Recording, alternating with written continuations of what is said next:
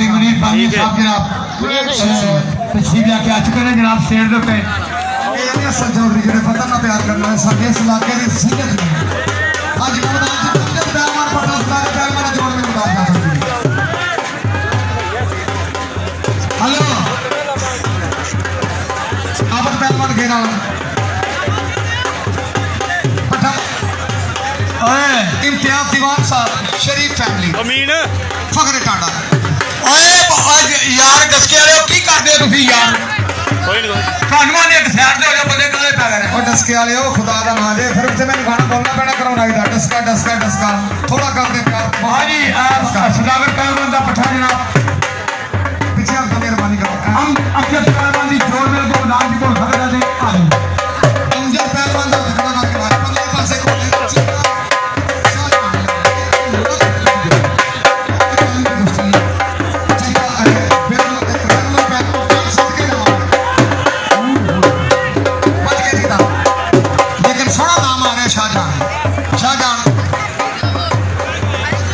कोशिश करते मैं शाहजहां एक बार सीधा हो गया वाह शाहजहां तेरे नहीं सर क्या बात है यार शाहजहां तेरी बात तो यार कोट तेरी ओए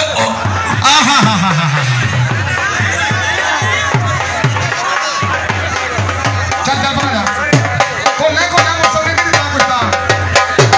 कोले जीने कोले ये फालतू बंदे नहीं मारे ये जिन्ने भी फालतू बंदे ने सारे ने गलत नहीं सही है की होया उस्ताद जी है की होया उस्ताद जी है की होया फाल जिन्ने भी फालतू ने पाकिस्तान के साजी है की जगह नहीं बच गए